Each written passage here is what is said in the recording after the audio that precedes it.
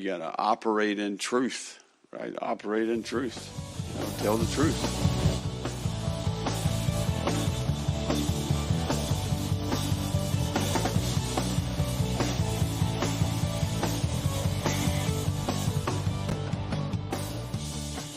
Hello, everybody, and welcome to the Gator Truth Florida Football Podcast.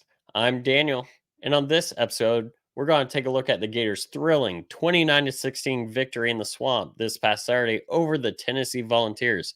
Billy Napier gets his first rivalry victory at Florida, which we'll go into talk about a little bit later. If you did see on Twitter, I knew before the game this was going to be a loud night, especially once we hit two bits, and it was one of the loudest two bits cheers I've heard in a long time, led by Trey Burton, of course, former Florida Gator, Super Bowl champion, and I believe the only Florida Gator former QB to throw a touchdown pass in the Super Bowl. Just a little tidbit there for you. And with that said, let's go ahead and get into the game. Let's start by looking at the storylines I had coming into the game, which of course the first one was the Vols not winning in the Swamp since 2003. And I talked about how I don't like when certain stats keep being the storyline coming into the game on national media, because there are many times where once we hear those stats or things start getting thrown out flippantly, somehow it works against us. It did not this past weekend, and that was great. I did talk about how the pressure was on the Vols as favorites, and since 2003, the Gators were 16-4 against the Vols. Now, in the last 20, the Gators are 17-3. So, in a way, we are now more dominant over in the last 20 years than we were coming into the game, and that is saying something. I also talked about, is this a must-win game for Billy Napier, and how I kind of said maybe, because if you win this game, everything looks a little bit brighter, and I can say for sure it kind of does. This defensive performance, which again, we'll get into my feelings on the defensive performance, really make me feel like we have a much better chance to shut down some teams, as well as watching teams from around the SEC kind of struggle on offense and do some things that I thought were surprising, like Georgia struggling against South Carolina losing one of their top offensive weapons in Juice Wells, and also just things like Arkansas losing to BYU. So for our Ute friends, sorry, SEC let you down, but is what it is, unfortunately. But for the Gators, it makes us feel like, hey, that game in a weird trap game position seems a lot better now. And that's why, in some ways, it was a must win. Of course, I said if he loses, that doesn't mean fire him, doesn't mean any of that. But of course, it did seem like if we lost this game, we might be going down the dark timeline for the season, where now it feels lighter. So for that, it was kind of a must win just for the attitude going forward. And then, of course, I said, hey, this is Milton's first true road game in the SEC, and that Vandy last year did not count. And the crowd definitely played a factor in the Swamp. There's no question about it, whether there was procedure penalties, whether it was Tennessee having to take multiple timeouts on their first drive of the second half. How much would they have wanted those two timeouts back towards the end of the game when they were chasing down 2-3 scores? Things like that cannot be understated, and I'll get into it, but I do believe that the only difference between this game and the 2016 game in Neyland Stadium, which was the first game we had lost in 10 years to Tennessee, well, the difference was the fans in the Swamp being loud. And I will get into that a little bit more as we go along. But with it being Milton's first true road game and having one of the great atmospheres that the Swamp has had in probably the last 5-10 years, that made a massive difference in the game. And we cannot understate that. With that said, let's get into the offense. The Gators offense, my keys to the game were establish the run. If we could not establish the run, let's establish the pass to open up the run. get our playmakers the ball in space. And I said some favorable matchups we had were the Gator receivers against the Utah DBs because, or not Utah, sorry, I have UT, Tennessee DBs. And that was because they didn't have a great pass defense last year. And I didn't think they necessarily jumped up way too much this year. And for establishing the run, Trevor Etienne sure did establish the run, made multiple guys miss. We'll get into that. And we did quite well on the ground against a Tennessee defense that had been really great against the run up until this point. And then we run for 180 some odd yards against them in the game, which of course is one of the things I find shocking. 183 yards against a defense that was giving up less than 100 on the ground. Granted, it was a defense that hadn't played anybody really yet, but they also were very good and top, near top 20, top 25 in the nation against the run in 2022. Did we get the playmakers the ball in space? I'd say overall we did. Started the game with multiple pass plays. I mean, they were jet sweeps, but they were pass plays to Eugene Wilson. And when we started, it seemed like we were doing some stuff to the long side of the field. We didn't always do that towards the end, but when we did that, that gave him space and he ended up making a difference. Our wide receivers, hey, they did well. They found space. Eugene Wilson did some of it. Khalil Jackson had a nice catch on the sidelines. And some of this was just finding space or holes in the zone defense that the Vols were running, which it kind of made me kind of weird watching it back. Feel weird that they kept running zone against us instead of running man against our receivers to maybe put a guy or two more in the box. But hey, I'll take it. With that said, let's go ahead and move to my offensive MVP for the game, which of course Trevor Etienne, game MVP for me. He had 172 yards on 23 carries, 7.5 yards per carry. The stat that really sticks out to me, according to Pro Football Focus, Etienne had 119 of his 172 yards after contact. Of course, some of that was on his big touchdown run. However, and I did the math on this, you take out his, 62-yard touchdown run, this guy is still running for 5 yards a carry. I believe with that, this guy has earned the starting position at running back. Montrell Johnson did get banged up in the game, but averaged less than 2 yards per carry. ETN just has a little bit more, found some holes where there were none, found ways. And this isn't to bash Montrell. I'm actually just saying where Montrell's the starter now, I think ETN can move into that spot. And I think carries could be 60-40 ETN. Just awesome game by him. Really a coming out party. And hopefully he continues to grow and this line continues to grow as well. Graham Mertz, I believe, had his best game as a Gator. And not because of yards. I mean, he threw for only half the yards he threw for in Utah. But unlike in Utah, where a lot of those yards, I think we counted up 219 yards were after being down 3 scores. Most of these yards were while the Gators were getting ahead, 166 yards. He also had a great first down run where he pump faked and got the Tennessee defender off his feet and ran and got a first down. And the thing I thought was really great was 10 of his 19 completions were beyond the line of scrimmage. Of course, I've been chronicling his, passes and whether they've been beyond the line of scrimmage or whether they've been downfield because it's easy to throw up a bunch of good numbers as far as completion percentage if you're throwing side to side.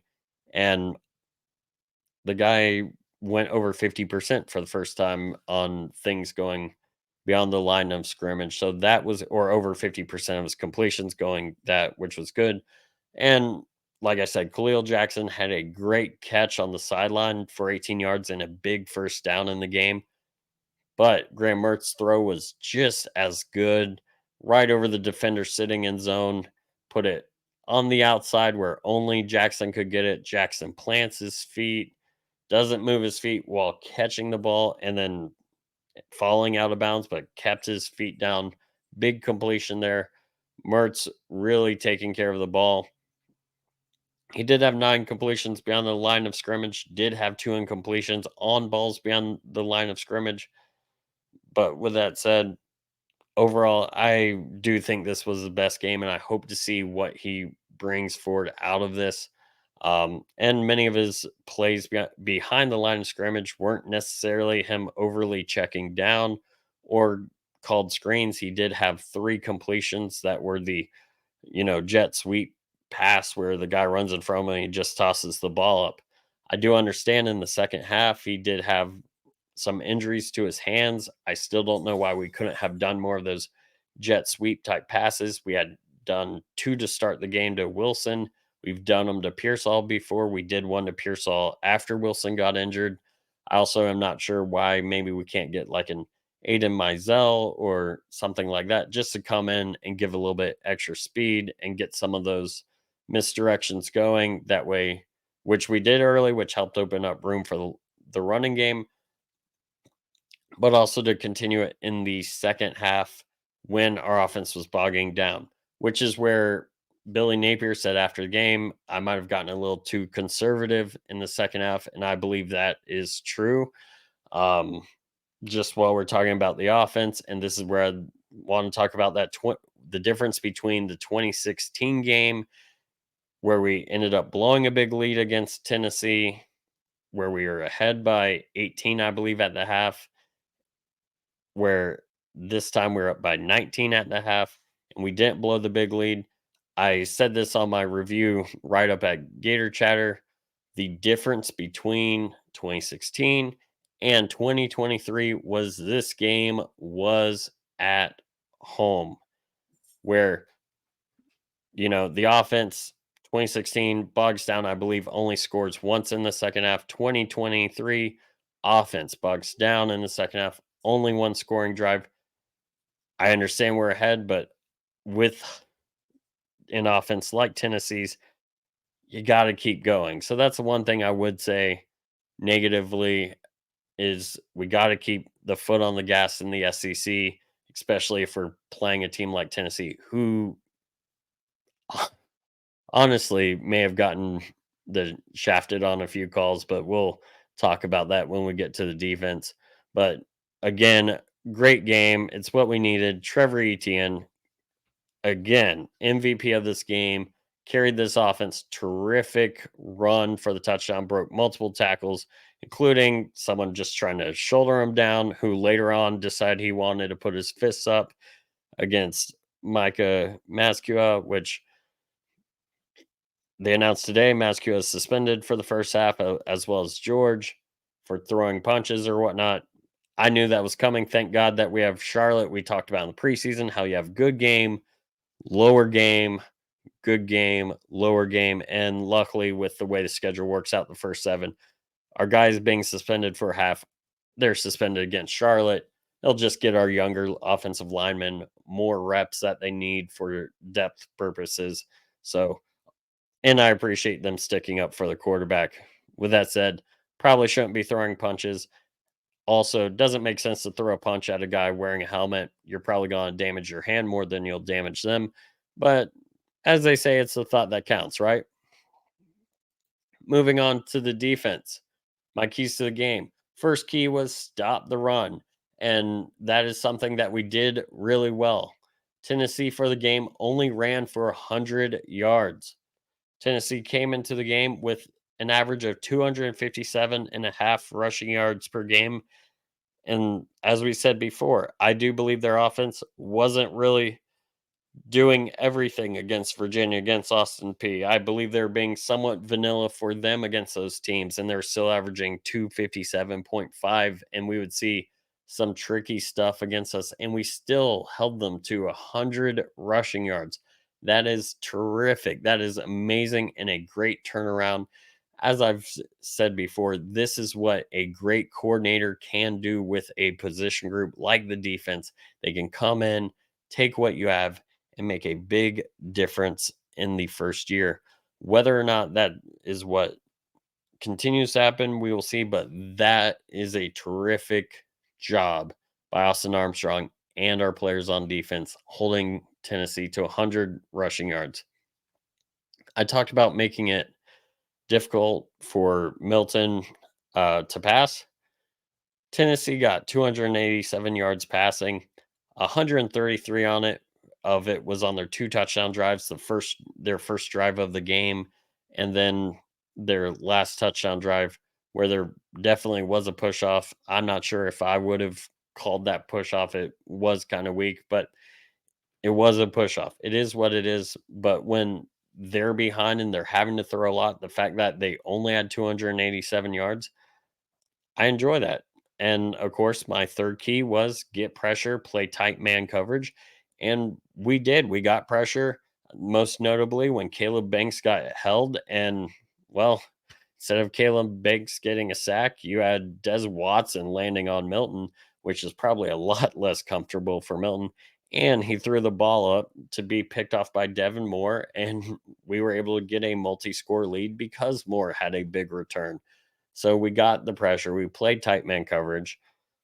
Even on some of the big throws, it was tight man coverage. There's one throw, I believe it was on a third down. Jaden Hill, great coverage, and it was just a perfectly thrown ball in a spot. And sometimes the other team makes plays. We had good coverage overall before the push off on the second touchdown for Tennessee. But that coverage allowed us to get, you know, time to get to Milton, have that pressure. You hear me talking all the time about the symbiotic relationship between pass rush and how, man coverage or tight coverage, whether it's man zone or whatever, will buy time for the pass rush, which in turn makes it a little bit easier on the DBs and how it goes back and forth and how pressure, will sometimes help out bad DBs if we're not, or bad DB situations if we're not, necessarily playing tight coverage or tight man coverage. And I said a favorable matchup was the Gator corners against Utah, or not. I said it again. I keep saying UT, and I think my state abbreviations and think Utah. But we're talking about, as far as receiving, no 100-yard receivers. Brew McCoy had, if you take away his 55-yard long touchdown, the guy only had 39 yards the rest of the game. And Squirrel White, you take away his 41-yard play that set up the first touchdown. He ends up with 2 more catches for only 27 yards. Those are great numbers. Obviously, we don't want to give up 287 yards of passing a game, but there are situations where it's like, okay, this team was trailing by 2-3 scores for the better, all of the second half and part of the second quarter. They're going to end up getting some yards because they can't really run too much. Although Tennessee tried a few times, and heck, beginning of the second half, we forced them to run the ball and kind of dink and duck and take 5.5 minutes off the clock, which is insane for Tennessee's offense, which usually only has 2 3-minute touchdown drives. We make them go 5 minutes for 3 points, and that was also big. In fact, let me give a shout out to our defense. One other thing I want to point out before we get to some of my big players for the game. Tennessee gets the ball end of the half or near the end of the first half. If Tennessee goes down and scores a touchdown there, instead, we get them to punt. If they score a touchdown there, and then they have that first drive of the second half where they move the ball down the field, and if they score a touchdown there, we're talking this game's, 3 points at worst, or at best for Tennessee, at worst for us, or, it's within a touchdown. And now it's a ball game, and we're starting to look at, is this 2016? But instead, our defense shuts them down at the beginning or at the end of the first half, and then makes them waste so much time and holds them to only a field goal at the beginning of the second half. That's a great job by this defense, and so instrumental in what, ended up being a big win for the Gators and for Billy Napier here in year 2, and getting that big rivalry win that we talked about. So let's look at two of my big players for the game. Jordan Castell, I have him as my defensive MVP. He was the highest graded player on Pro Football Focus. I probably would have put him there without seeing that grade, but I decided to look it up anyways. And that's because this guy seemed to be all over the place. Now, there was a player too he missed. He did make quite a few plays. But, I remember early, my buddy Ryan that was sitting with me, he sees Costello comes downhill and whiffs on a tackle. And I'm like, it's going to happen. He's a true freshman. Yeah, I know it's probably something that's more fundamental than just being a true freshman, but he's going to do well. And he ended up doing quite well in the game.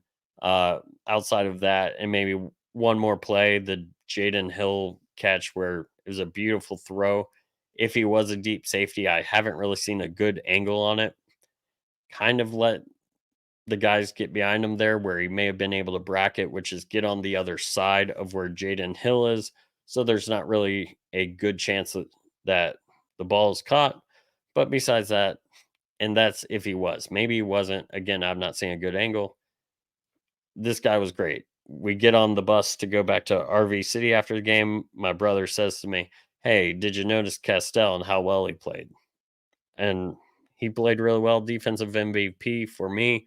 And he was caught on camera. And this is something on X or Twitter, whatever you want to call it, that was pointed out by someone. And what they said is, look at how Castell is encouraging Jackson after the touchdown. Jackson's got his head down. Castell walks over and physically puts it up. And it was Tilly. Sorry, I was trying to think of the name. It's Tilly on X or Twitter. If you don't follow him, definitely do. Great Gator account, but great video catch by him, and just great teammate and leadership from a true freshman. And so Jordan Castell, great game. Scooby Williams, I've got to say, also a great game for him. 8 tackles, 6 solo, 1 tackle for loss, as well as getting a pressure and just being all over the field.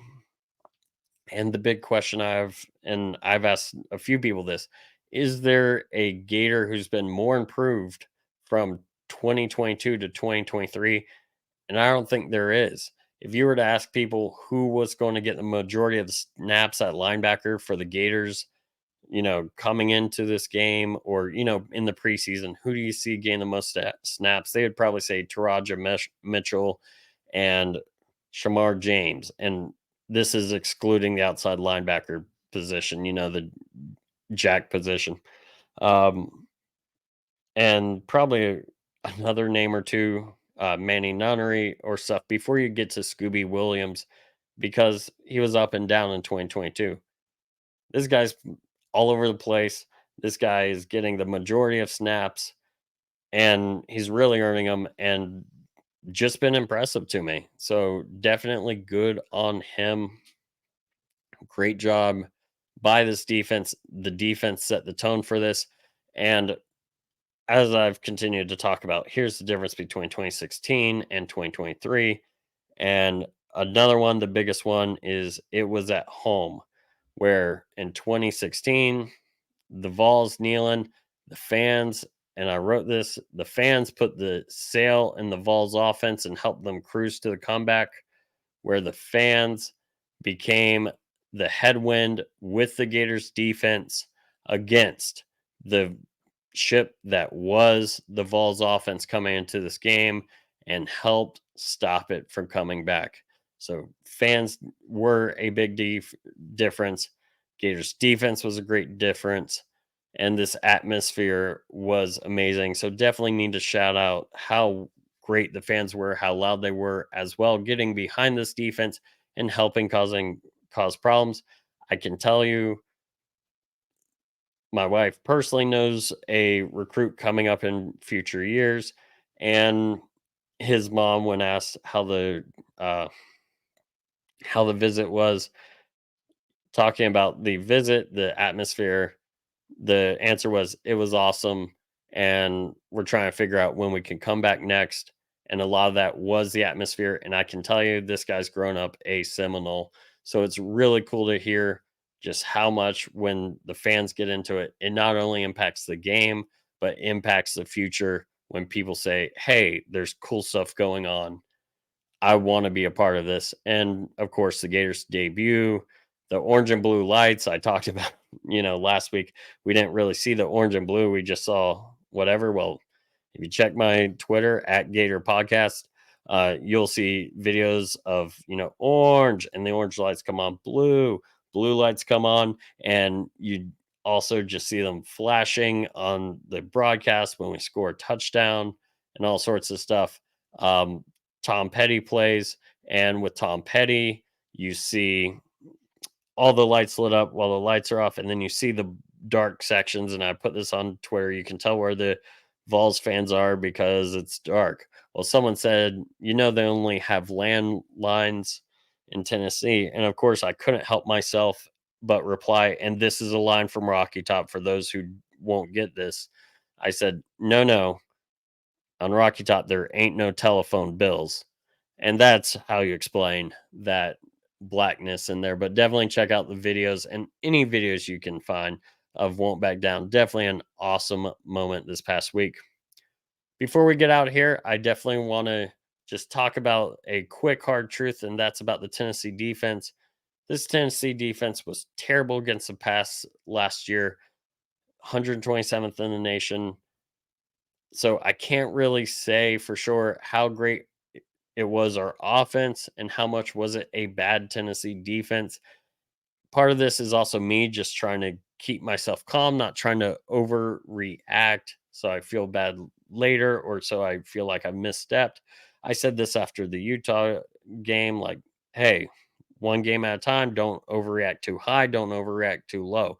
So knowing that this Tennessee defense at least was bad against the pass, I'm kind of like, okay, how much of it was that? How much of it was us? So that's my hard truth. I do think that this team did really well, though. And it very well may be us, but I'm trying to put a brakes on things before I, completely lose it, only to set myself up for disappointment. But that's also why I stand by data and stand by objective measurements. So it's like, hey, most people said 7-5. That's our good year. We're on our way to that, if not better. And at the end of the year, we'll sit back and be like, okay, is this where we want to be? And hopefully we'll be there. Definitely check out my friends at Alvarez Lawn Company at alvarezlawncompany@gmail.com. Give them an email, or you can call or text them for a free quote at 407-490-2617. Also, check out my friends at Gator Chatter, gatorchatter.com, your Florida Gator sports bar. Be part of the discussion there. And like I've said, I write previews and reviews of games there. Check those out. And what's funny is there's different information I put on the podcast and put there. Some of it's just better for writing than it is for this medium, where I need to find out how to convey it better. And sometimes it's just random thoughts I add on at the end, and it's always a good discussion. The guys there are really awesome. With all that said, this game was amazing. Love getting a victory over the Vols. Rivalry wins are always great. And with that said, thank you all for listening. And as always, go Gators.